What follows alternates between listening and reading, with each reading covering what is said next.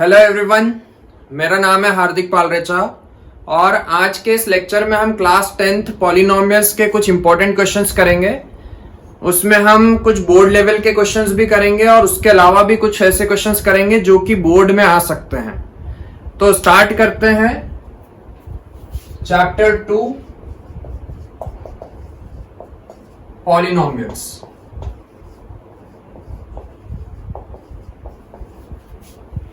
Important questions.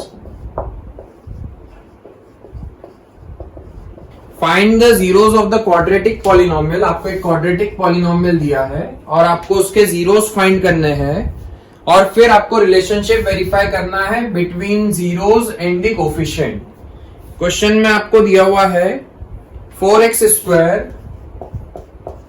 Plus 5√2x minus 3। आपको इस quadratic polynomial के सबसे पहले जीरोस फाइंड करना है। वैसे तो हमने क्वाड्रेटिक पॉलिनोमियल के जीरोस फाइंड करना सीखा था, बट बस इस क्वेश्चन में थोड़ा सा अलग ये है कि यहां पर जो मिडिल टर्म है वो रूट में आ गई है। तो इस टाइप के क्वेश्चंस को आप कैसे करोगे? हमें इसके जीरोस फाइंड करने, तो इसलिए इसके इक्वल टू में हमने जीरो पुट कर दिया। 4 इंटू -3 कितना आएगा? -12। -12 के दो फैक्टर आपको इस तरीके से बनाने हैं कि उनको प्लस या माइनस करने पर 5√2 आ जाए। तो देखो, आपको दोनों फैक्टर्स जो लेने, क्योंकि आपको बीच वाली टर्म में 5√2 चाहिए, तो -12 के हम दो फैक्टर इस तरीके से निकालेंगे कि उन दोनों फैक्टर्स में √2 आना चाहिए, तभी उनको प्लस या माइनस करने पर 5√2 बनेगा। तो अब आप बताओ कि -12 के दो फैक्टर्स हम यहां पर क्या ले सकते हैं। यदि मैं 6√2 एंड √2 लेता हूं तो 6√2 का √2 से मल्टीप्लाई करने पर 12 भी आ जाएगा। साइन आपको चाहिए माइनस का, तो हम एक फैक्टर ले लेते हैं -6√2 और दूसरा फैक्टर ले लेते हैं √2। √2 इंटू √2 2, 2 6 12, -12 आ जाएगा। और यदि मैं -6√2 प्लस √2 करता हूं तो -5√2 भी बन जाएगा। मतलब कि -12 के यहां पर आपको क्या दो फैक्टर्स लेने पड़ेंगे? पहला वाला -6√2 और दूसरा वाला +√2। मल्टीप्लाई करने पर -12 भी बन गया और प्लस माइनस करने पर माइनस का 5√2 भी बन गया। सॉरी, आपको प्लस का 5√2 बनाना है, तो यहां पर आप प्लस का ले लो और ये वाला माइनस का ले लो। तो ये प्लस का हो जाएगा और ये माइनस का हो जाएगा, तो प्लस का 5√2 बन जाएगा। ठीक है, यहां पर हम सारी वैल्यूज पुट कर देते हैं। 4x स्क्वायर, 5√2 को हमने कैसे स्प्लिट किया? 6√2x minus √2x minus 3 equal to 0। अब पहली दो टर्म में से क्या क्या कॉमन निकल रहा है वो देख लेते हैं। तो देखो, क्या हम 4 को ऐसा लिख सकते हैं? 2 तो कॉमन निकल रहा है, 4 और 6 में से 2 कॉमन निकल रहा है, बट √2 भी कॉमन निकल सकता है। यहां पर देखते हैं √2 कैसे कॉमन निकलेगा। क्या मैं 4 को ऐसा लिख सकता हूं? 2 इंटू √2 का स्क्वायर। √2 का स्क्वायर करने पर 2 आएगा, एंड 2 इंटू 2 4 बन जाएगा। तो 4 को मैंने लिख लिया 2 इंटू √2 का स्क्वायर। साथ में x स्क्वायर है, plus 6√2x minus √2x minus 3 equal to 0। अब इन दोनों टर्म में से कॉमन क्या निकल रहा है? तो 6 और 2 में से 2 कॉमन निकल गया, ये √2 भी कॉमन निकल गया और एक x भी कॉमन निकल गया। यहां से 2 √2 कॉमन निकल गया और x भी कॉमन निकल गया, तो यहां पर बचेगा √2 बच जाएगा एक तो, और एक बच जाएगा x। 6 में से 2 कॉमन निकल गया, 3 बचा, बाकी √2x बाहर आ गया है, तो सिर्फ 3 ही बचेगा।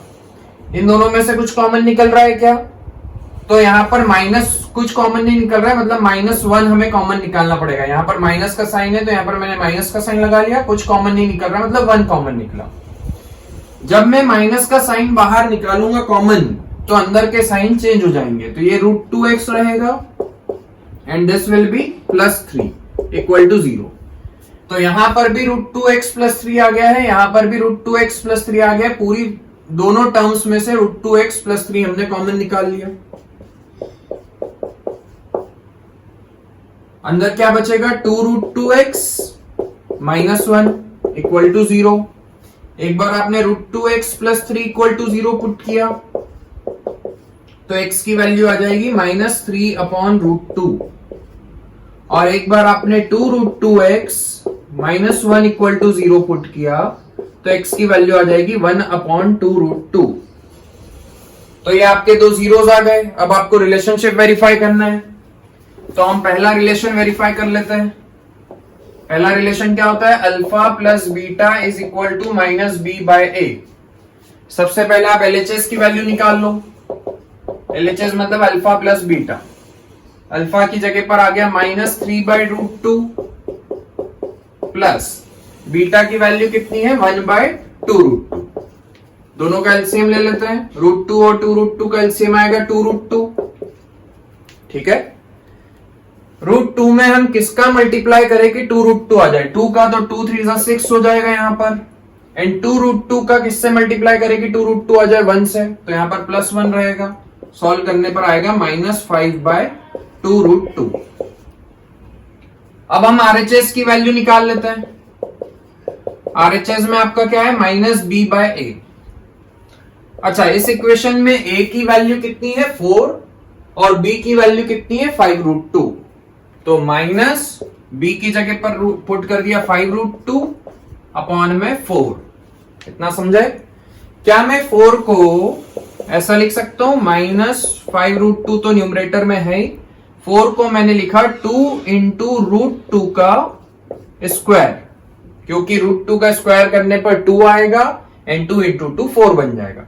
एक √2 से एक √2 कट गया, तो RHS की भी जो वैल्यू आ रही है वो क्या आएगी? -5/2√2। तो LHS में भी -5/2√2 आ रहा है और RHS में भी -5/2√2 आ रहा है, मतलब कि वेरीफाई हो गया। अब हम दूसरा रिलेशन वेरीफाई करके देखते हैं। दूसरा रिलेशन क्या है? Alpha into beta is equal to c/a। सबसे पहले आप LHS की वैल्यू निकाल लो। अल्फा मतलब -3/√2 इंटू बीटा की वैल्यू कितनी आई थी? 1/2√2। दोनों का जब आप मल्टीप्लाई करोगे तो कितना आएगा? -3/4। √2 इंटू √2 2 2 4। अब आप RHS की वैल्यू निकाल लो। RHS में क्या है? c/a। c की वैल्यू कितनी है? -3 एंड a की वैल्यू कितनी है? 4। मतलब कि यहां पर भी आपका LHS और RHS सेम आ रहा है, मतलब ये दूसरा वाला रिलेशन भी हमने वेरीफाई कर दिया। ठीक है, तो यदि आपको एग्जाम में क्वाड्रेटिक इक्वेशन का क्वेश्चन, मतलब कि स्प्लिटिंग द मिडिल टर्म का क्वेश्चन आता है, तो आपको एकदम सिंपल इक्वेशन नहीं आएगी। यदि आपको स्प्लिटिंग द मिडिल टर्म से जीरोस फाइंड करने हैं और उसके बाद में आपको रिलेशन वेरीफाई करना है, तो जनरली डायरेक्ट यदि क्वेश्चन आएगा तो इस टाइप का क्वेश्चन पूछा जा सकता है, जिसमें रूट में एक कोई डिजिट जो है वो रूट में होगी। ठीक है, देखो इसी टाइप का हम एक और क्वेश्चन करके देखते हैं। दूसरे क्वेश्चन में भी आपको यही करना है। क्वेश्चन आपको दिया हुआ है y² प्लस 3/2√5y -5। आपको सबसे पहले इस क्वाड्रेटिक पॉलिनोमियल के जीरोस फाइंड करने हैं और उसके बाद में आपको रिलेशन वेरीफाई करना है। तो मैं काम करता हूं कि इस इक्वेशन को सिंपल बनाने के लिए मैंने यहां पर सबसे पहले एलसीएम ले लिया। एलसीएम आएगा 2, इसके अपॉन में 1 है, इसके अपॉन में भी 1 है, तो ये हो जाएगा 2y² -3√5y -5 2 10 इक्वल टू 0। 2 उधर जाएगा, पूरा 0 हो जाएगा। आपकी इक्वेशन बन जाएगी 2y² -3√5y -10 इक्वल टू 0। अब यदि मैं 2 का मल्टीप्लाई -10 से करता हूं तो आएगा -20, और -20 के मुझे दो फैक्टर्स बनाने हैं, इस तरीके से निकालने हैं कि उन दोनों फैक्टर्स को प्लस या माइनस करने पर बीच वाली टर्म बन जाए। मतलब यहां पर बीच में मुझे √5 चाहिए, तो मतलब कि मुझे दोनों फैक्टर्स में √5 तो लेना ही पड़ेगा, क्योंकि जब मैं दोनों फैक्टर्स को प्लस करूंगा या माइनस करूंगा तो √5 आना चाहिए। तो दोनों में √5 आएगा तभी प्लस या माइनस करने पर √5 बनेगा। तो मतलब दोनों फैक्टर्स में आपको √5 तो लेना ही पड़ेगा। तो यहां पर भी मैंने √5 लिख लिया और दूसरे फैक्टर में भी मैंने √5 लिख लिया। √5 इंटू √5 कितना हो गया? 5 हो गया। 20 बनाने के लिए आपको और कितना चाहिए, 4 चाहिए। अब देखो यहां पर 3 चाहिए, तो मैंने एक ले लिया 4√5 और दूसरा ले लिया 1√5। 4 1 जा 4 एंड √5 इंटू √5 5, तो 5 इंटू 4 कितना हो जाएगा, 20 हो जाएगा। इन दोनों फैक्टर्स को मल्टीप्लाई करने पर 20 बन रहा है, बट आपको -20 बनाना है और प्लस या माइनस करने पर माइनस का 3√5 बनना चाहिए। तो ये वाला मैं माइनस का ले लेता हूं, ये प्लस का। तो यदि मैं -4√5 प्लस 1√5 करूंगा तो माइनस का 3√5 भी बन जाएगा। ठीक है, तो अब देखो यहां पर हमने बीच वाली टर्म को क्या लिख दिया, 2y²। बीच वाली टर्म को हमने लिखा -4√5y plus 1√5y -10 equal to 0। पहली दो टर्म में से क्या कॉमन निकल रहा है, 2y कॉमन निकलेगा। 4 में से भी 2 कॉमन निकल रहा है और y भी कॉमन निकल जाएगा, तो 2y आपने कॉमन निकाला। यहां पर बचा y -2√5, y तो कॉमन निकल गया था। अब इन दोनों टर्म में से कुछ कॉमन निकल रहा है क्या, तो मैंने यहां पर देखा कि यहां पर √5 है, तो क्या यहां पर भी √5 बनाया जा सकता है, तो हाँ बना सकते हैं। कैसे बना सकते हैं, √5y -10 को मैं लिख रहा हूं 2 इंटू 5 और 5 को हम क्या लिख सकते हैं, √5 का स्क्वायर। √5 का स्क्वायर करने पर 5 आएगा, 5 इंटू 2 10 आएगा। तो अब इन दोनों में से √5 कॉमन निकल रहा है, तो यहां पर तो आपका वही एज इट इज, इन दोनों में से √5 कॉमन निकाल लेते हैं। यहां पर बचेगा y -2, एक √5 बाहर आ गया तो एक √5 बचा, इक्वल टू 0। ये पहली टर्म, ये दूसरी टर्म, दोनों टर्म में से y -2√5 कॉमन निकल गया, अंदर बचेगा 2y प्लस √5 इक्वल टू 0। तो जब आप इन दोनों फैक्टर्स को सॉल्व करके y की वैल्यू निकालोगे तो आपकी y की पहली वैल्यू आएगी 2√5 एंड y की दूसरी वैल्यू आएगी -√5/2। ये हो गया आपका अल्फा, ये हो गया बीटा। अब हम रिलेशन को वेरीफाई करते हैं। तो पहला रिलेशन क्या है आपका, alpha plus beta is equal to -b/a। First relation, यहां पर आप LHS की वैल्यू निकाल लो। अल्फा मतलब 2√5 प्लस बीटा की जगह पर -√5/2। एलसीएम लिया, एलसीएम आएगा 2 2 जा 4√5 -√5/2, तो आपका आंसर आएगा 3√5/2। अब आप RHS की वैल्यू निकाल लो। RHS मतलब -b/a। इस इक्वेशन में देखो b की वैल्यू कितनी है, या फिर आप वहां से देख लो, कहीं से भी देख लो, यहां से ABC देख लो या फिर यहां से ABC देख लो, आंसर सबसे सेम ही आएगा। हम इससे देख रहे हैं क्योंकि वहां पर फ्रैक्शन में, यहां से लेंगे तो ज्यादा सिंपल रहेगा। -b की वैल्यू कितनी है, -3√5 विथ साइन -3√5/a 2। a की वैल्यू कितनी है 2, तो सॉल्व करने पर आपका कितना आ जाएगा 3√5/2। तो यहां पर हम देख रहे हैं कि LHS की वैल्यू भी 3√5/2 आ रही है और RHS की वैल्यू भी 3√5/2 आ रही है, मतलब ये वेरीफाई हो गया। अब आप दूसरा रिलेशन भी वेरीफाई कर सकते हो इसी तरीके से। कैसे करेंगे, सेकेंड रिलेशन क्या होता है, alpha into beta is equal to c/a। सबसे पहले आप LHS की वैल्यू निकाल लो, अल्फा इंटू बीटा। अल्फा की जगह पर क्या आ जाएगा 2√5 एंड बीटा की जगह पर क्या आ जाएगा -√5/2। 2 से 2 कैंसिल, √5 इंटू √5 5 आएगा, तो आंसर आएगा -5। अब आप RHS की वैल्यू निकाल लो। RHS में क्या है c/a। इस इक्वेशन में c की वैल्यू कितनी है -10 और a की वैल्यू कितनी है 2, तो पुट कर देते हैं -10/2, कितना आएगा -5। मतलब सेकेंड वाला रिलेशन भी आपने वेरीफाई कर दिया है। अब देखो, तो ये इस टाइप के क्वेश्चन यदि डायरेक्ट मिडिल टर्म स्प्लिट करके जीरोस फाइंड करने वाला क्वेश्चन यदि आएगा तो बहुत ज्यादा चांसेस हैं कि ऐसा क्वेश्चन आ सकता है। एकदम सिंपल इक्वेशन नहीं देते हैं कभी भी एग्जाम में। अब देखो इसके बाद में एक और क्वेश्चन करते हैं। इसमें आपका जो मैं नेक्स्ट क्वेश्चन बताने वाला हूं उसमें 9th का थोड़ा सा कॉन्सेप्ट यूज होगा, जो कि रिमाइंडर थ्योरम हमने पढ़ी थी क्लास 9th में, वो भी मैं समझाऊंगा। सबसे पहले क्वेश्चन देखते हैं। If the remainder on division of x cube plus 2x square plus kx plus 3 को जब हम डिवाइड करते हैं x माइनस 3 से, तो रिमाइंडर आता है 21।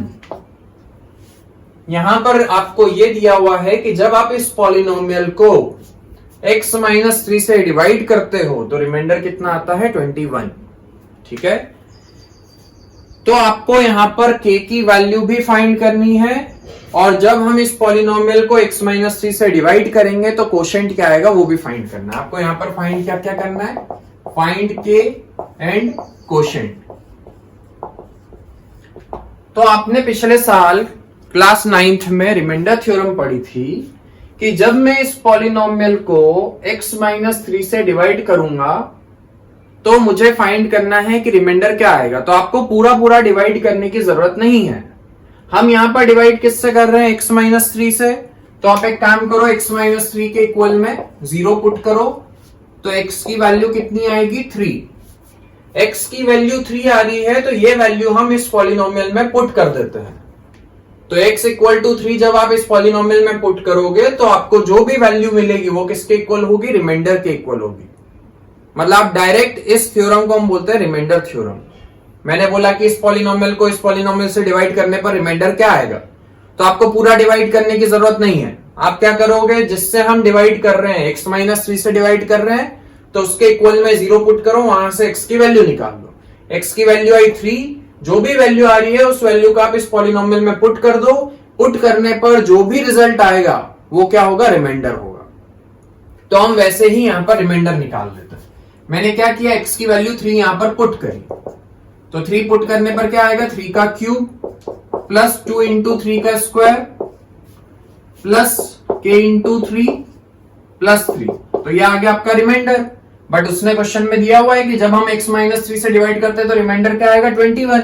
मतलब ये जो भी रिमाइंडर आ रहा है ये किसके इक्वल आएगा, 21 के इक्वल आएगा।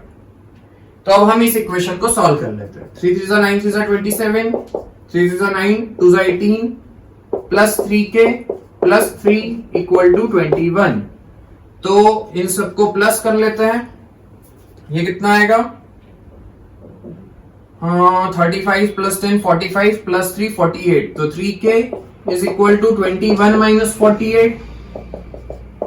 3k is equal to 7 and then 2 minus 27, तो k की वैल्यू आएगी -9। मतलब यहां पर k की वैल्यू आ रही है -9। अब उसने अगला क्वेश्चन पूछा है कि जब हम इस पॉलिनोमियल को इस पॉलिनोमियल से डिवाइड करेंगे तो कोशेंट क्या आएगा। तो जब आपको k की वैल्यू पता चल गई है तो उस पॉलिनोमियल में आप k की वैल्यू पुट कर दो। तो पॉलिनोमियल क्या बन जाएगा आपका, x cube plus 2x square minus 9x plus 3। ठीक है, और अब हम इस पॉलिनोमियल को x माइनस 3 से डिवाइड करेंगे। डिवाइड करने पर जो भी क्वोशिएंट आएगा वो आपका आंसर होगा, क्योंकि उसने क्वोशिएंट पूछा है। और एक चीज और, डिवाइड करने पर रिमाइंडर कितना आना चाहिए, 21 आना चाहिए, क्योंकि उसने क्वेश्चन में दिया हुआ है कि डिवाइड करने पर क्वेश्चन क्या रिमाइंडर कितना आ रहा है 21। तो इससे भी आपको एक क्रॉस चेक कर सकते हो आप बाद में कि आप इस पॉलिनोमियल को x माइनस 3 से डिवाइड जब करोगे तो लास्ट में यदि रिमाइंडर 21 आ रहा है, मतलब आपने जो k की वैल्यू निकाली है वो सही है। समझ गए, तो वो डिवाइड आपको खुद से करना है। इसके बाद में हम अगला क्वेश्चन करते हैं।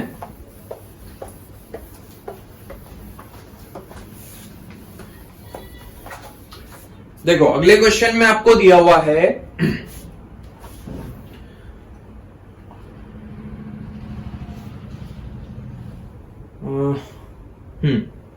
Find k so that x square plus 2x plus k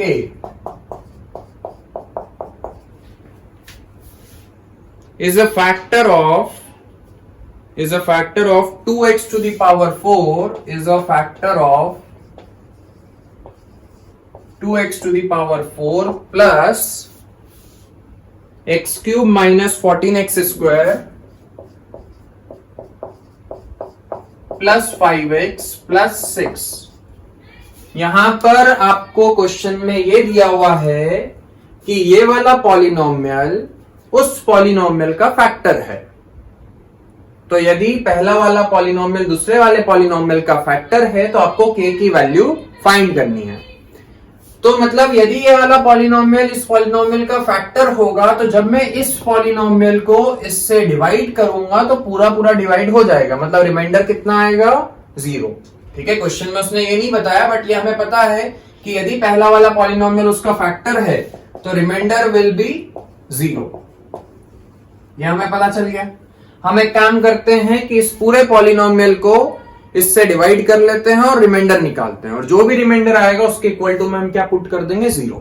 ठीक है, तो डिवाइड करके देखते हैं। 2x to the power 4 plus x cube. यहां पर हम रिमाइंडर थ्योरम नहीं लगा सकते अभी, क्योंकि यहां से मैं x की वैल्यू फाइंड नहीं कर सकता हूं। अभी जस्ट पहले मैंने बताया कि जिससे डिवाइड कर रहे हो उसके इक्वल टू में 0 पुट कर दो और x की वैल्यू निकाल लो, बट यहां से हम x की वैल्यू नहीं निकाल पाएंगे अभी, क्योंकि यहां पर k है, तो x की वैल्यू k की टर्म्स में आएगी। ठीक है, माइनस 14x स्क्वायर, इसलिए हम पूरा पूरा डिवाइड कर रहे हैं और रिमाइंडर निकाल रहे हैं। सबसे पहले आपने मल्टीप्लाई किया 2x स्क्वायर से, तो यहां पर आ जाएगा 2x to the power 4। 2x square का इससे मल्टीप्लाई करोगे तो 4x क्यूब, और 2x स्क्वायर का इससे मल्टीप्लाई करोगे तो 2kx स्क्वायर। सब्ट्रैक्शन किया, साइन चेंज, ये कट गया, यहां पर माइनस 3x क्यूब आएगा। ये माइनस का है, ये भी माइनस का है, तो दोनों में से माइनस कॉमन निकाल लेते हैं, अंदर बचेगा 14 प्लस 2k, बाहर x स्क्वायर। ये भी माइनस का, ये भी माइनस का है, तो दोनों में से माइनस का साइन कॉमन, 14 प्लस 2k हो जाएगा ये, और बाहर x square plus 5x plus 6। अब मैं x स्क्वायर में किसका मल्टीप्लाई करूं कि माइनस 3x क्यूब आ जाए, तो आपको किसका मल्टीप्लाई करना पड़ेगा, माइनस 3x का। तो माइनस 3x क्यूब आ गया। माइनस 3x का जब आप इससे मल्टीप्लाई करोगे तो माइनस 6x स्क्वायर आएगा। माइनस 3x का जब आप k से मल्टीप्लाई करोगे तो माइनस 3kx आएगा। फिर से आपने सब्ट्रैक्शन किया, sign change, sign change, sign change, ये दोनों कट रहे हैं, काट दो।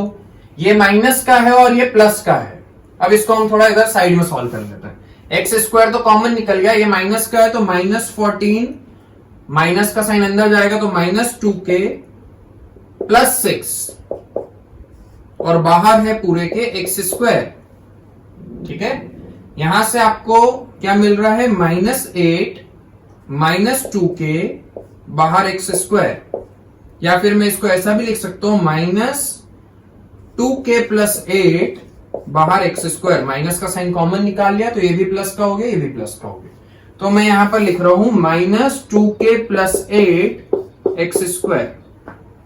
ये भी प्लस का, ये भी प्लस का है, तो ये क्या हो जाएगा, प्लस 3k प्लस 5 बाहर x एंड देन प्लस 6। ठीक है, ये प्लस का था, ये प्लस का था, x कॉमन निकल गया, 3k भी प्लस का और 5 भी प्लस का। साइन का थोड़ा सा ध्यान रखना, साइन की यदि गलती होगी तो क्वेश्चन पूरा गलत हो जाएगा। अब मैं एक्स स्क्वायर में किसका मल्टीप्लाई करूं कि ये बन जाए, माइनस 2k प्लस 8 का आपको मल्टीप्लाई करना पड़ेगा। तो माइनस 2k प्लस 8 का एक्स स्क्वायर से मल्टीप्लाई किया तो माइनस 2k प्लस 8 बाहर x square. Minus 2k plus 8 का जब आप इससे मल्टीप्लाई करोगे तो क्या बनेगा, प्लस माइनस माइनस का साइन आएगा, 2 को अंदर भेज देते हैं ब्रैकेट के, 2 2 जा 4k, देन 2 8 जा 16 प्लस 16 बाहर x। और जब इस टर्म का इससे मल्टीप्लाई होगा तो प्लस माइनस माइनस का साइन आएगा, k को हम ब्रैकेट के अंदर ले लेते हैं, 2k square and then k का मल्टीप्लाई 8 से होगा तो 8k। Got it. फिर से आप सब्ट्रैक्शन कर लो, यहां पर प्लस, यहां पर प्लस, यहां पर प्लस, ये पूरा पूरा कट गया, ये माइनस का है प्लस का है।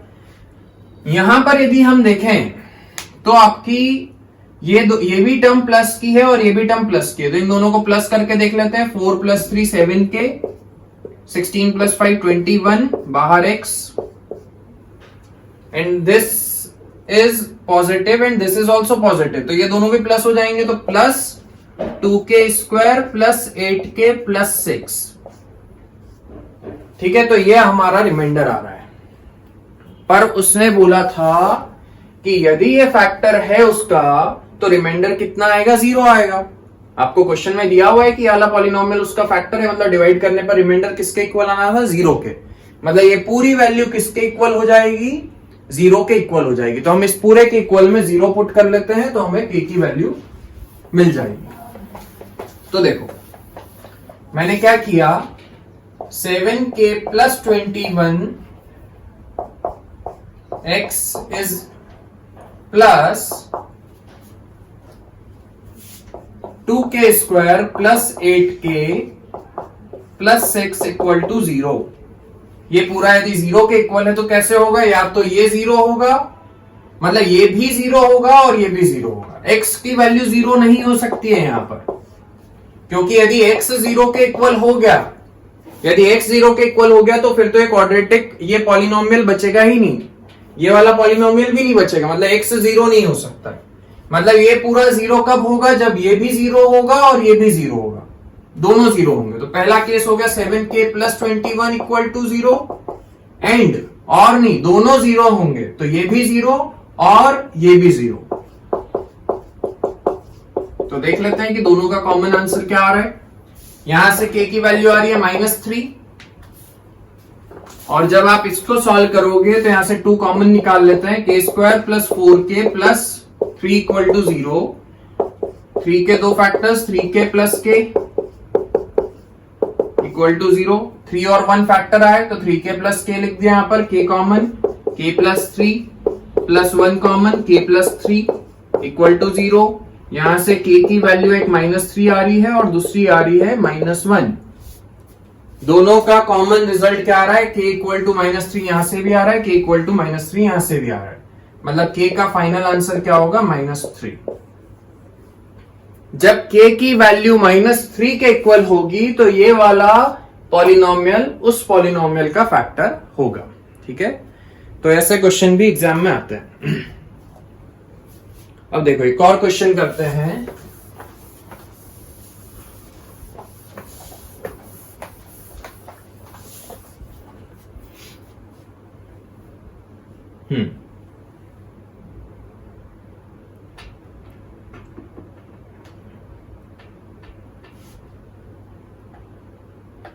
Given that the zeros of the cubic polynomial are of the form, एक cubic polynomial आपको दिया हुआ है x³ - 6x²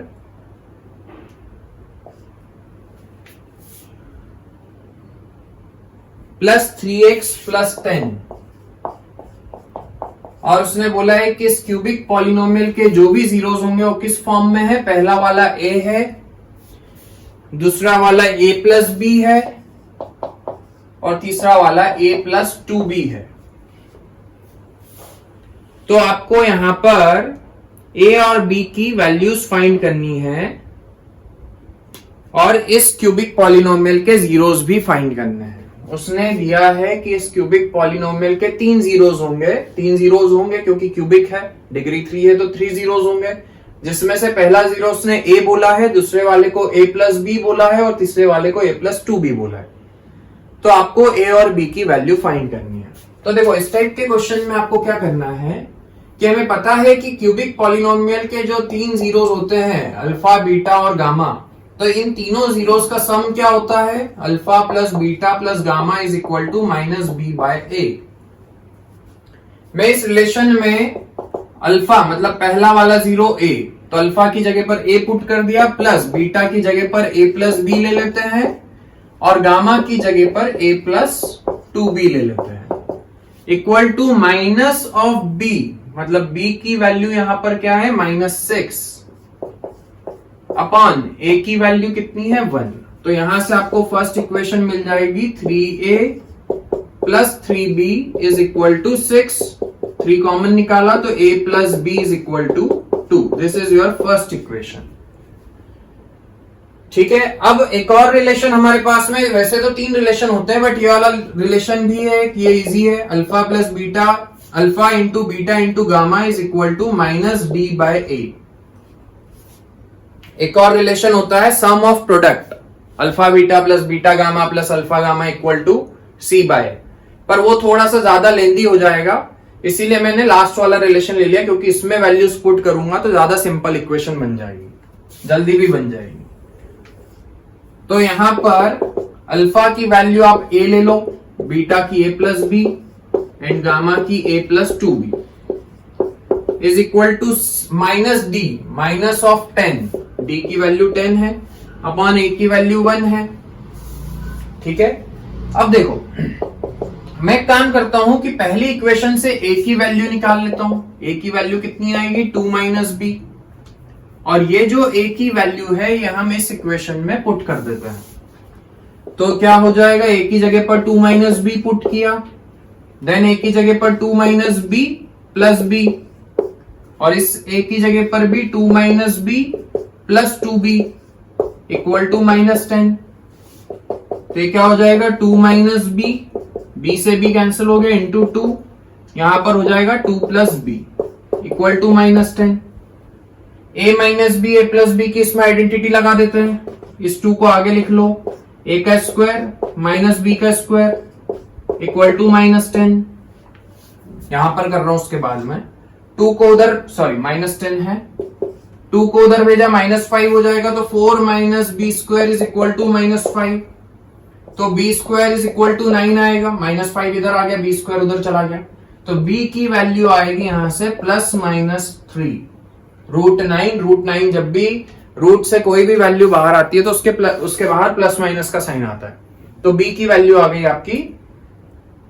आपकी प्लस माइनस 3। अब b की वैल्यू जो आ रही है वो यहां पर हम पुट कर देते हैं, तो आपका a इक्वल टू क्या था, 2 माइनस बी। यदि b की वैल्यू आप 3 लोगे तो a की वैल्यू कितनी आएगी, 2 माइनस 3 मतलब माइनस 1, और यदि b की वैल्यू आप माइनस 3 लेते हो तो a की वैल्यू क्या आएगी, 2 माइनस ऑफ माइनस 3 मतलब 2 प्लस 3, यहां पर हो जाएगा 5। तो ये आपके पास में a और b की वैल्यू आ गई। ठीक है, अब उसने क्वेश्चन में आगे पूछा है कि आपको तीनों जीरोस भी फाइंड करने हैं, तो a और b की वैल्यू यदि आपके पास में आ गई तो हम इस इक्वेशन के तीनों जीरोस फाइंड कर लेते हैं। तो देखो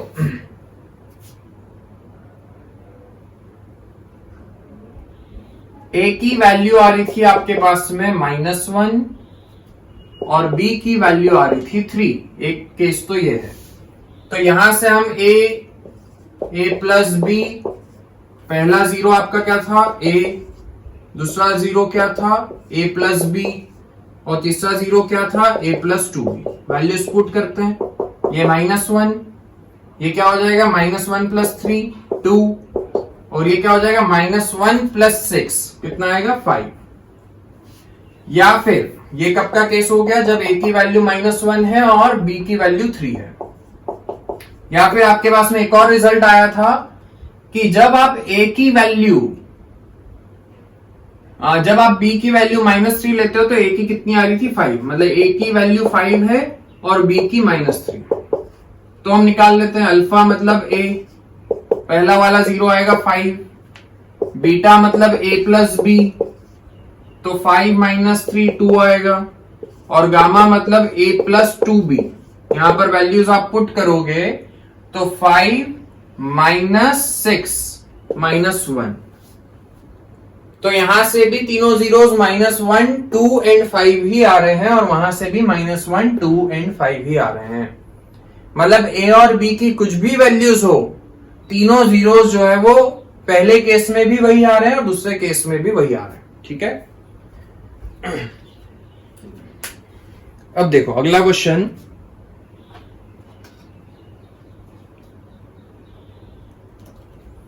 ये क्वेश्चन 2010 में आया हुआ है जो मैं आपको बता रहा हूं। बस लास्ट के 2 क्वेश्चन और मैं बता रहा हूं। 2010 में आए हुए दोनों क्वेश्चन। पहला क्वेश्चन आपको यहां पर दिया हुआ है, for what value of k